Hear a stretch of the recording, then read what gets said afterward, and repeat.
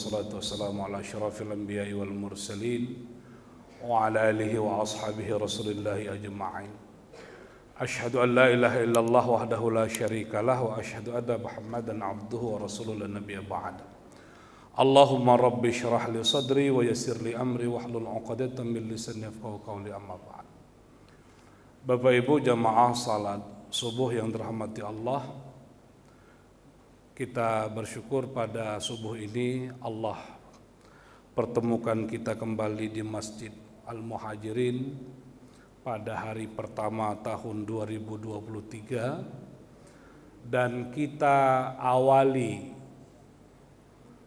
1 Januari 2023 dengan rencana baru seperti yang disampaikan oleh Ketua Umum BKM, renovasi masjid, baik kubah ataupun ruang di dalam ini. Kita punya pekerjaan besar Bapak Ibu. Kalau ada di komplek ini rumah yang dibangun, rumah orang Islam yang dibangun, dan itu lebih cantik, lebih megah, harus diimbangi oleh masjidnya. Enggak boleh masjidnya kalah dari rumah jamaahnya. Maka renovasi menjadi penting untuk kita lakukan.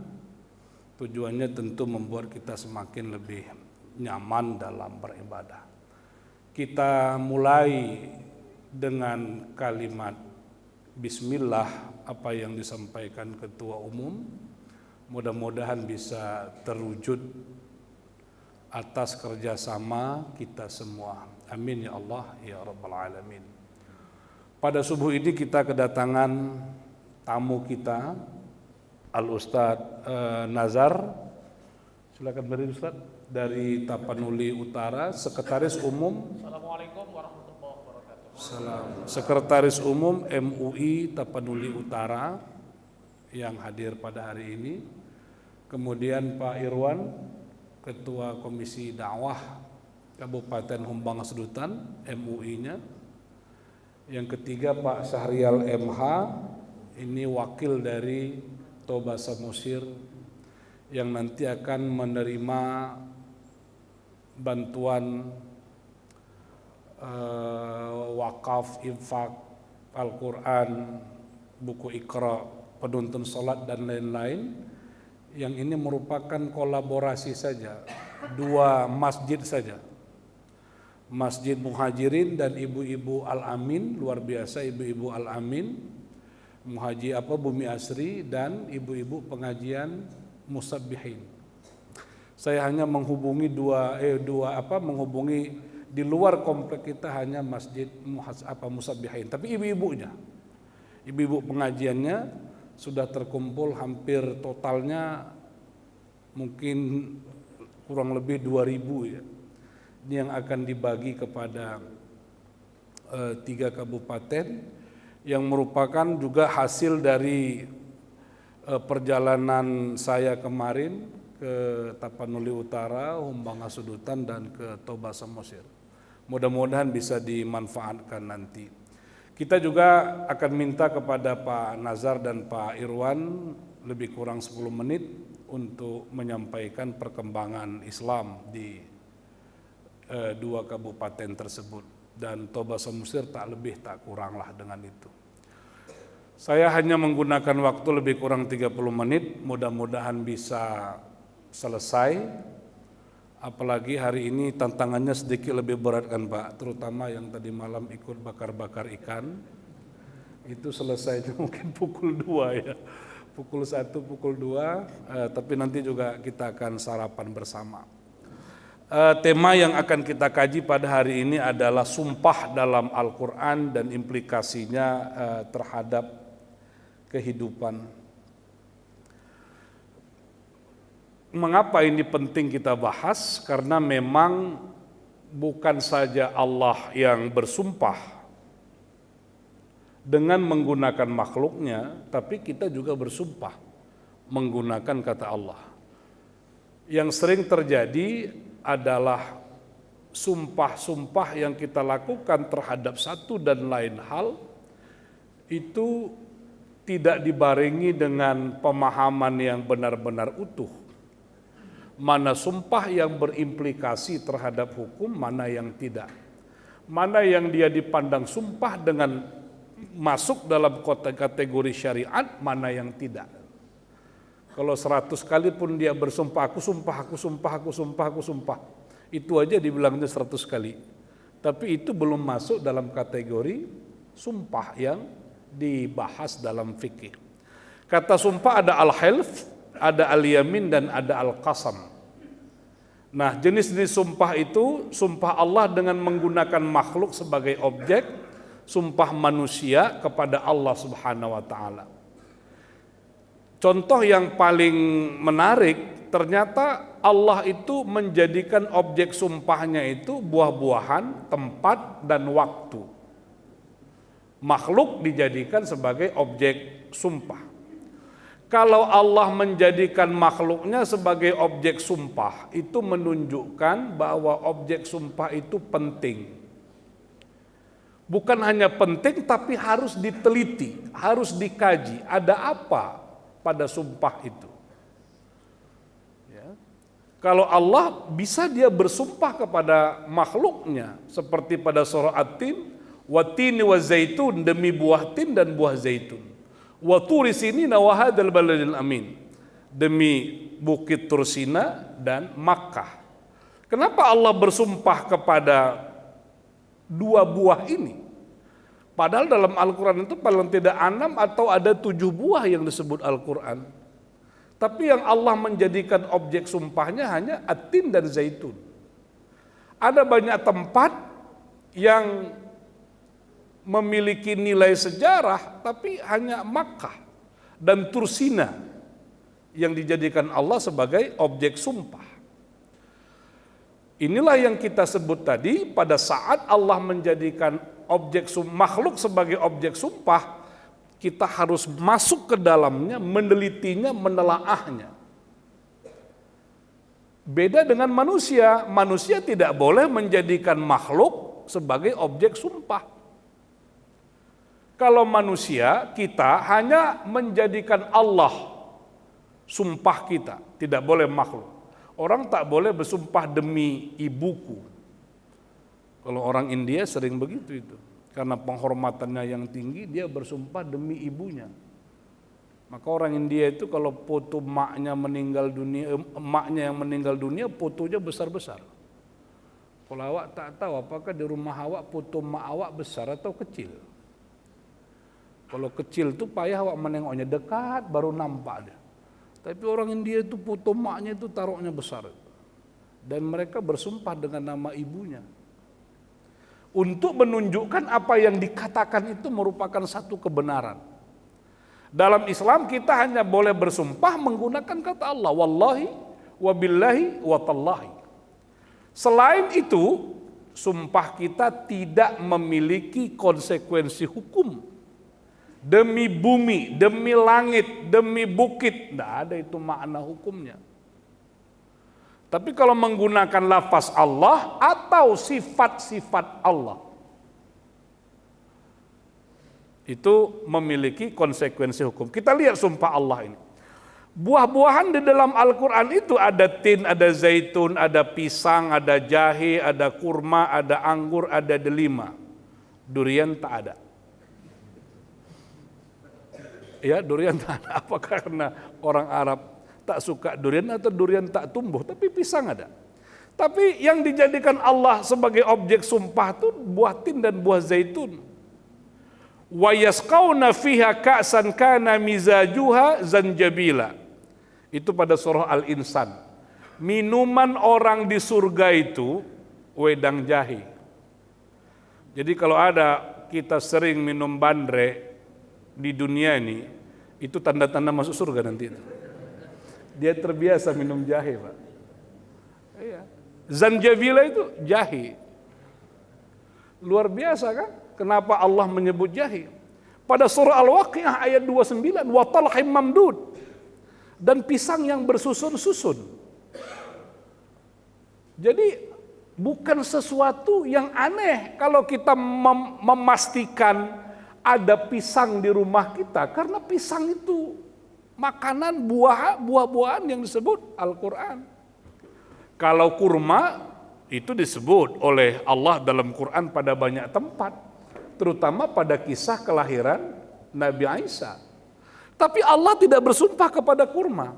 Apa manfaat kurma? Banyak. Nah, ini ayat yang menjelaskan pada surah Maryam ayat 25 ketika Allah perintahkan, dan goyanglah pangkal pohon kurma itu ke arahmu, niscaya pohon itu akan menggugurkan buah kurma yang masak. Lah, pertanyaan kita, ada apa pada buah tin? Kenapa Allah bersumpah pada at-tin? Orang Yunani itu berpendapat buah tin itu adalah buah yang dikirim dari surga, buah yang melambangkan kesuburan dan cinta. Cinta itu akar katanya filosofi. Sofia itu cinta, love, al-hub. Maka orang Yunani itu jago berfilsafat. Filsafat itu kan cinta kepada kebijaksanaan. Kalau manfaatnya, saya kira Bapak Ibu kita udah paham. Saya tidak ahli gizi. Cuman kita baca di internet, di buku-buku, apalagi kalau dibuka buku-bukunya JHR buku-bukunya Dr. Zaidul Akbar, ada apa pada buah tin itu? Ada 13. Kesuburan, meningkatkan insulin, sifat anti diabetes, menurunkan berat badan. Kalau udah ada buah-buahan katanya menurunkan berat badan, awak nengoknya. Tapi mengamalkannya payah juga Pak Sapik. Jadi badan naik terus, ini payah ini. Tapi itu bisa menurunkan berat badan, mengatasi disfungsi seksual, kesegaran kulit. Jadi bapak-bapak harus rajin-rajin kita beli buah tin ini kasih sama ibu-ibu. Kita juga segar, memiliki kandungan zat besi, serat pencernaan, menguatkan tulang, cepat mengobati luka, penangkal tumor, tubuh menjadi lebih rileks, mencegah penyakit jantung, mengatasi kolesterol. Ada 13 kandungan buah tin. Tapi yang menarik itu kalau kita baca sejarah, buah tin ini disebut buah peradaban. Karena orang Yunani itu pintar, luar biasa. Para filosof itu, karena dia suka makan buah tin. Awak memang rajin makan buah pisang, tapi pisang yang dimakan itu pisang awak. Udah besar bercakap lah dia, awak ini apalah kata dia. Kan sering begitu Pak. Jadi kalau anak-anak berbaris itu Pak, dia nggak berani berbaris di depan itu, duduk belakang-belakang. Payah orang berani mencari duduk paling depan, takut dia disuruh gurunya, takut disuruh dosennya.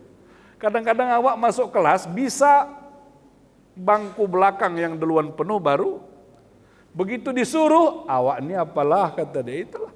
Karena banyak kali makan pisang awak begitu jadinya. Nah, kemudian ada apa pada buah zaitun? Masya Allah, zaitun juga hebat, minyaknya luar biasa. Makanya Allah bersumpah, wa zaitun, demi buah zaitun. Menjaga kesehatan jantung, mencegah pertumbuhan sel kanker, memelihara fungsi otak, melembabkan wajah, memudarkan jerawat, mengatasi sembelit, membantu menurunkan berat badan. Nah, cocok ini. Mencegah depresi, menurunkan risiko diabetes, meningkatkan kualitas sperma, mengurangi disfungsi ereksi, menjaga kesehatan prostat. Paling tidak itu yang ditemukan manusia, kandungan-kandungan az-zaitun. Jadi kalau Allah mengatakan watini waz-zaitun, itu bukan sebatas Allah ingin bersumpah kepada makhluknya, tapi ingin menunjukkan sesuatu yang luar biasa, yang kalau manusia memanfaatkannya, menggunakannya, itu membawa kebaikan-kebaikan pada manusia. Lalu ada apa dengan Tursina ya? Ini Bukit Tursina ini ada debat. Ada yang mengatakan dia di Mesir, ada yang mengatakan dia di Suriah, tapi pendapat yang paling kuat itu adalah dia di Baitul Maqdis. Dan disebut 22 kali pada surah At-Tin dan surah Al-Mu'minun ayat 20. Ternyata Bukit Tursina ini adalah bukit di mana Nabi Musa menerima wahyu. Di Bukit Tursina inilah di mana Nabi Musa meminta Allah untuk memperlihatkan wajahnya. Tapi Allah katakan, kalau kau tengok Bukit Tursina ini utuh tak hancur, kau bisa tengok wajahku. Tapi kalau dia hancur, kau tak bisa tengok wajahku. Ya. Ternyata nanti kita lihat di Bukit Tursina inilah Nabi Musa juga menerima perintah, 10 perintah itu. Yang 10 perintah itu disebut dalam Al-Quran. Itu Al-An'am ayat 151 sampai 53. Qul ta'alau atlu, kemarilah engkau wahai kaumku, aku akan menyampaikan kepadamu ma harrama rabbukum alaikum, apa yang diharamkan Tuhanmu kepadamu. Alla tusyriku bihi syai'a, jangan engkau mensyarikatkan Allah. Wabil walidaini ihsana, berbuat baik kepada orang tua. Wala taqtulu auladakum, jangan kau bunuh anak-anakmu takut miskin. Karena kamilah yang memberi rezeki, bukan engkau. Jangan engkau mendekati fahsya, ma dhahara minha wa ma batan, kekejian. Jangan engkau membunuh jiwa-jiwa orang. Itu yang diwasiatkan Allah padamu. 151. 152, wala taqrabu malal yatim, jangan kau coba-coba makan harta anak yatim. Sempurnakan timbangan dan kami tidak memberikan beban yang lebih berat dari itu. Nah, ini di ayat 153 dikunci wa anna hadza sirati mustaqima fattabi'uhu. Kata Musa, inilah syariat Allah, inilah jalan Allah yang harus engkau ikuti, bukan engkau mengikuti syariat-syariat yang memecah belah. Jadi 10 perintah itu dalam versi Quran, inilah dia 10 perintah itu. 10 Commandment yang diterima oleh Musa di Bukit Tursina. Nah, ternyata juga Bukit Tursina ini adalah satu dari 3 tempat yang disinggahi Nabi pada saat Isra dan Mi'raj. Yang di tengah itu, selanjutnya Jibril kembali berkata, turunlah kembali dan sholatlah setelah aku melakukannya. Jibril berkata, apakah engkau tahu ya Muhammad di mana kau tadi melakukan sholat? Tadi kau melakukan sholat di Bukit Sinai, itulah Tursina, tempat di mana Nabi Musa berdialog dengan Allah. Kemudian Nabi juga sholat di Bethlehem, tempat Nabi Isa dilahirkan. Dan ini menunjukkan bahwa Nabi Muhammad itu adalah penyempurna dari ajaran-ajaran nabi-nabi sebelumnya. Karena kalau kita lihat Bapak Ibu nanti ya, ajaran Nabi Musa itu seperti kita lihat pada 10 perintah tadi, itu kalau bahasa kita fikihnya kuat sekali dan fikihnya itu keras. Ya, fikihnya keras. Kita pernah mendengar kalau dalam syariatnya baju kita ini kena najis, bukan saja warnanya harus hilang, baunya harus hilang, bekasnya harus hilang, sepanjang bisa. Tapi kalau tak bisa tak apa-apa. Tapi pada syariat Nabi Musa itu harus dibuang, harus digunting, di mana yang kena najis itu. Keras, syariatnya keras. Masuk ke ajaran Nabi Isa, itu ajaran cinta kasihnya sangat dominan. Cinta kasih. Atau ajaran kalau dalam Islam itu mirip dengan tasawufnya, al-hub. Dalam Islam ini ditemukan, diintegrasikan.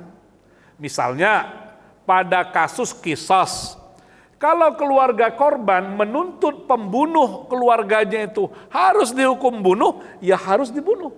Tapi Islam menganjurkan lebih bagus dimaafkan, supaya dendam tidak berlanjut, kemarahan tidak berlanjut. Kalau keluarga korban memaafkan sang pelaku, maka kisasnya gugur, tapi diganti dengan denda. Dalam Islam ada ajaran memaafkan, ada ajaran kasih sayang, tapi pada saat yang sama ada hukum-hukum yang memang harus ditegakkan. Jadi disinilah dimensi ajaran Islam itu melengkapi dari ajaran-ajaran sebelumnya. Nah, kita kemudian ada apa dengan Makkah? Nah, ini Makkah tempo dulu, Makkah sekarang ini Yang paling ujung itu bapak-bapak mungkin pernah nginap di situ ya. Apa itu? Zam-zam apalagi itu? Itu perkembangan. Apa kehebatan Makkah ini? Makkah ini adalah tempat yang diberkahi. Ada banyak hadis. Ya, ada banyak hadis yang menjelaskan keutamaan kota Makkah, dan saya kira Bapak Ibu sudah paham ini semua, karena kalau kita haji ini selalu diulang-ulang, ini selalu diingatkan kepada kita tentang kehebatan kota Makkah. Demi Allah sesungguhnya engkau Makkah adalah sebaik-baik bumi Allah dan bumi yang paling dicintai Allah. Andaikan aku tidak diusir darimu, maka aku tidak akan pernah keluar meninggalkanmu. Bayangkan, itulah kata Rasulullah Muhammad SAW. Kenapa Nabi Muhammad meninggalkan Makkah? Hanya karena hijrah, karena tidak aman, karena dia harus keluar sebentar. Tapi pada Futuh Makkah, Nabi Muhammad balik lagi ke Makkah. Ya. Nah, kemudian juga kita sama-sama mengetahui dalam hadis Nabi, salatu fi masjidi afdalu min alfi salatin fi masiwah. Salat di Masjidin Nabawi fadilahnya 1000, setara dengan 1000 kali salat. Tapi salat di Masjidil Haram setara dengan mi'atu alfin, 100.000. Salat di Masjid Muhajirin berapa? 27. Itu dia. Jauh kan, 27 ke 1000, berapa itu? Tapi alhamdulillah kalau kita sudah menikmati, sudah merasakan, alhamdulillah lah. Itu kehebatan Makkah, dan karenanya Allah bersumpah. Jadi Bapak Ibu, bahwa ketika Allah menjadikan buah-buahan, kemudian tempat sebagai objek sumpah, itu penting. Yang kemudian Allah bersumpah juga kepada waktu. Wal lail demi waktu malam, wan nahar demi waktu siang, wal fajri demi waktu fajar, wad duha demi waktu duha, wal asr demi waktu asar. Ternyata dalam Quran Allah paling banyak bersumpah dengan waktu. Hal ini menunjukkan lagi-lagi waktu itu penting. Kenapa wal asr? Wal asri itu orang Arab itu. Kalau waktu asar mereka suka berkumpul Pak, setelah bekerja. Berkumpul, cakap-cakap tuh elok-elok, biasa-biasa aja. Tapi nanti ujungnya mereka bertengkar, mereka berantuk, mereka berantem, itu ajalah kerja. Karena sering kali begitu, orang Arab mengutuk waktu asar sebagai waktu yang paling buruk. Orang Arab mencela waktu asar, waktu yang paling jelek, yang membuat mereka bertengkar, berantuk, dan segala macam. Maka Allah turunkan ayat ini ingin mengatakan waktu itu hakikatnya tak ada yang buruk, tak ada yang jelek. Yang membuat waktu jelek itu, waktu buruk itu awak. Kenapa orang tak mau menikahkan anaknya bulan Safar? Kan jarang itu Pak, orang menikahkan anaknya bulan Safar. Bulan Safar itu apa bulan bahasa Jawanya Pak Sunar? Kenapa nggak mau bulan Safar? Kadang-kadang ada orang tabrakan bulan Safar, orang hanyut bulan Safar, kebakaran bulan Safar. Oh nanti kalau kawin bulan Safar nanti bercerai aja kerjanya. Nggak ada itu urusannya sebenarnya. Tapi keyakinan kita begitu. Ketika Allah bersumpah dengan waktu, walail wan nahar segala macam itu menunjukkan waktu itu pada hakikatnya dia netral, kecuali Allah berikan keistimewaan pada waktu itu dan kita mengisi kegiatan yang bermanfaat pada waktu itu. Apa yang menjadikan waktu itu penting? Pertama, dia nikmat. Dan Bapak Ibu, dalam hadis itu setiap hari waktu berkata, ana khalqun jadid, aku makhluk yang baru. Subuh hari ini hanya hari ini yang kita dapatkan, dan dia tidak pernah sama dengan minggu lalu. Tak pernah sama dengan minggu depan. Dan dia akan berjalan, kapan dia kembali? Sampai hari kiamat baru dia kembali. Jadi sebenarnya hari baru, bulan baru, tahun baru itu terjadi setiap hari. Bukan 1 Januari 2023 saja, 1 Januari saja yang baru, tidak, setiapnya baru. Hari ini kita mengalami minggu yang baru. Besok kita masuk Senin, Senin yang baru, Senin yang tak ada contoh sebelumnya dan tak ada contoh setelahnya nanti. Dan ternyata Bapak Ibu, kita ini pun sebenarnya selalu menjadi makhluk yang baru. Kalau kita bicara hakikat ya, apakah akmal tarigan yang kemarin hari Sabtu sama dengan yang sekarang? Hakikatnya tidak. Cuman kita tak menyadari apa yang ada perubahan pada diri kita. Paling tidak usia bertambah.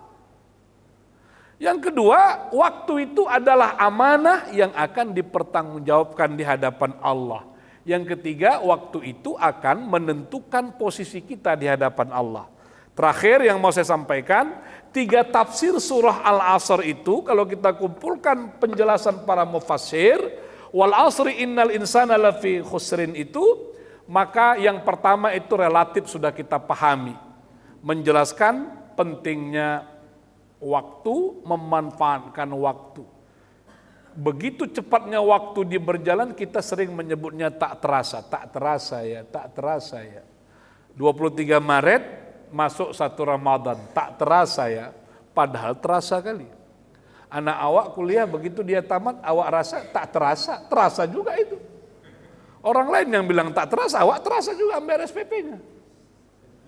Tak terasa ya Ustadz, ya udah besar ya Ustadz, ya udah tamat ya. Awak yang tak terasa, awak terasa juga itu. Itu waktu. Yang kedua Bapak Ibu, yang penting itu adalah ayat ini kata mufassir surah Al-Asr itu, itulah ayat yang menjelaskan kita sebenarnya berdagang dengan Allah. Hal adullukum ala tijaratin tunjikum min adabin alim. Maukah engkau aku tunjukkan satu bentuk perdagangan yang membebaskan engkau dari azab yang pedih. Engkau beriman kepada Allah, engkau berjihad.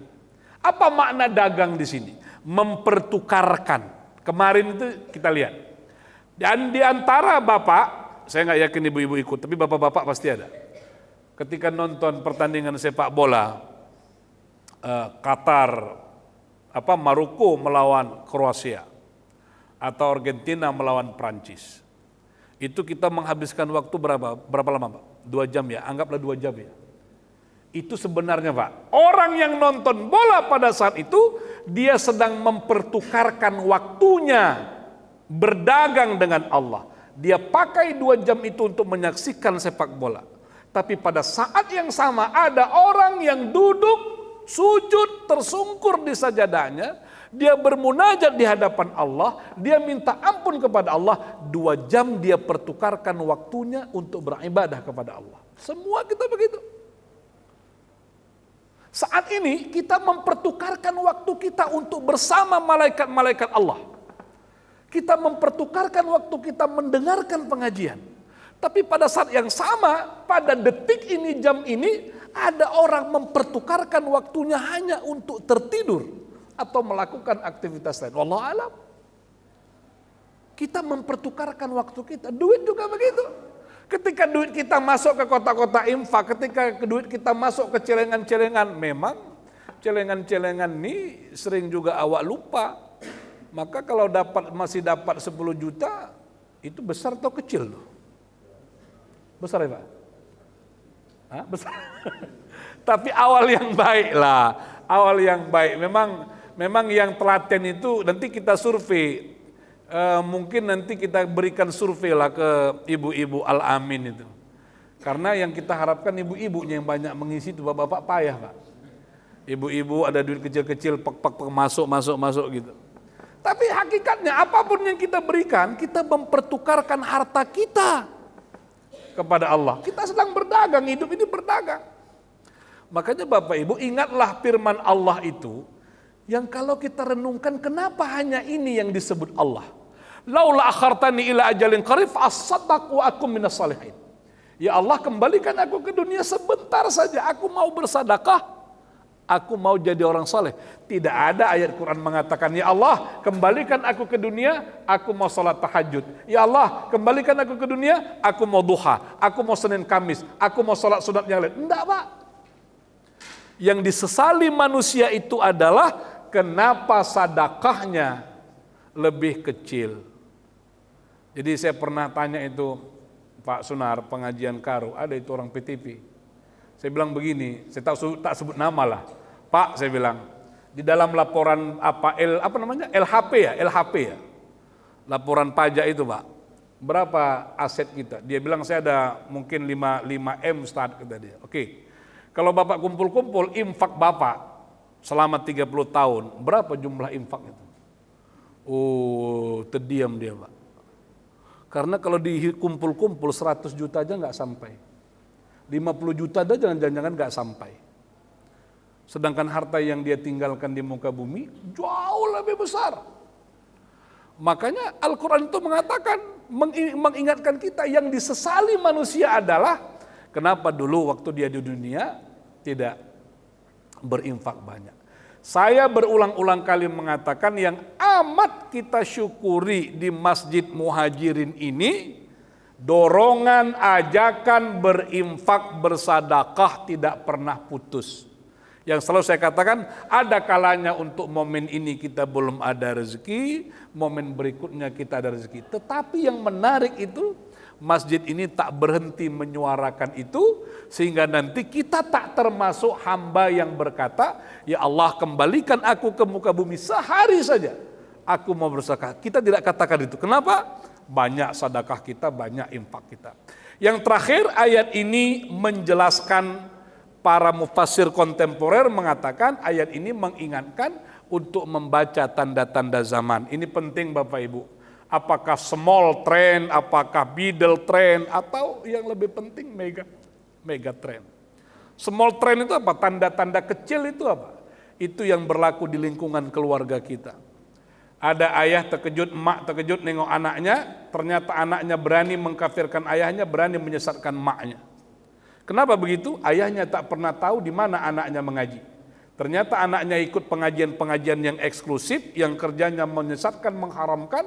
Begitu pulang ke rumah, semua perilaku orang tuanya, tindakan orang tuanya, dia bahas habis, dia sesatkan, dia haramkan, dia kecam, dia macam-macam. Terkejut ayah emaknya, kenapa? Karena selama ini ayah emaknya tak pernah peduli, tak pernah perhatikan anaknya di mana mengaji, siapa kawan. Ternyata bapak saya dapat informasi pengaduan juga, tapi tidak di bumi asri. Banyak suami yang terkejut. Kenapa terkejut? Karena dia tak mencermati siapa kawan istrinya. Rupanya istrinya berkawan dengan ibu-ibu sosialita. Begitu berkawan dengan ibu-ibu sosialita, minta tas baru, sepatu baru, merek baru, segala macam yang branded opening dia. Rupanya bergeser Pak. Dulu ngaji aja kerja istrinya. Sekarang tidak, walaupun ngaji juga, tapi tetap juga pergaulannya itu membuat dia susah. Karena apa? Tidak dicermati.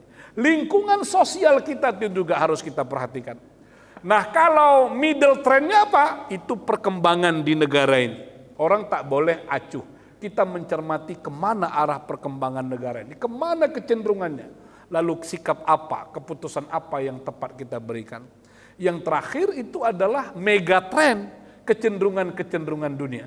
Saya terkejut, benar-benar terkejut, walaupun tak menengok langsung pertandingan sepak bola, tapi membaca berita, sejak kapan rupanya sepak bola itu mengandung misi-misi tertentu. Ternyata Bapak dari dulu. Saya terkejut membaca penelitian teman saya, yang wakil rektor UIN Sunan Kalijaga, Profesor Iswandi. Dia meneliti sepak bola di Eropa itu, ternyata sepak bola Eropa itu, klub-klubnya itu mengandung misi-misi agama. Misi-misi agama tertentu. Itu jelas sekali terlihat. Bahkan ajang pertandingan sepak bola itu juga bisa dipakai untuk kampanye LGBT. Tapi kita juga tersadar, ternyata lewat sepak bola kita juga bisa menjelaskan Islam yang damai, Islam yang ramah. Malah saya terharu, saya sadar Bapak Ibu, mengajarkan orang cinta kepada ibunya, sayang kepada ibunya, tidak mesti hanya lewat masjid, tidak mesti hanya lewat madrasah, lewat lapangan sepak bola pun orang bisa mengajarkan betapa berharganya, hormatnya, nilai yang tertinggi seorang ibu. Hebat itu kan. Nah, kita harus mencermati perkembangan itu. Perang Ukraina, Uni Soviet dan segala macam, tak ada kejadian di dunia ini, kejadian-kejadian besar yang tak berimplikasi pada negara, yang tak berimplikasi kepada kehidupan kita. Makanya ayat ini mengajarkan untuk membaca tanda-tanda zaman agar respon yang kita berikan itu tepat. Orang tua sekarang, Pak, kalau anaknya mau kuliah, nggak bisa lagi semata-mata menuruti keinginan anak. Nggak bisa lagi, Pak. Tapi orang tuanya harus membaca. Kira-kira sekarang ini berapa banyak prodi program studi yang tidak lagi diperlukan. Coba sekarang di Medan, Pak. Ada nggak di Medan ini kursus mesin tik 11 jari? Ada nggak lagi? Udah lama itu nggak ada, Pak. Nggak ada lagi. Dulu itu aja kerja, Pak. Ada kursus kursus anu. Banyak perubahan. Banyak swalayan-swalayan yang tutup, penjaga tol aja nggak ada lagi sekarang pegawainya, cukup awak tempel-tempel. Kalau salah memilih program studi, anaknya masuk program studi yang tidak diminati, yang masa depan pekerjaannya, prospeknya tidak ada, dia akan merugi. Jadi perkembangan yang sekarang itu apa yang disebut dengan era industri 4.0, 5.0, masyarakat 5.0, segala macam itu harus kita cermati. Karena dunia terus berubah, agar apa? Respon yang kita berikan tidak keliru, respon yang kita berikan tidak salah. Saya kira Bapak Ibu sampai di sini saja dulu, kita tidak ada tanya jawab. Sebenarnya ada nanti objek sumpah ini yang berkaitan dengan kehidupan keluarga, ada ilah, ada li'an, tapi tidak kita bahas sekarang, nanti kita bahas pada kesempatan lain. Terima kasih. Assalamualaikum warahmatullahi wabarakatuh.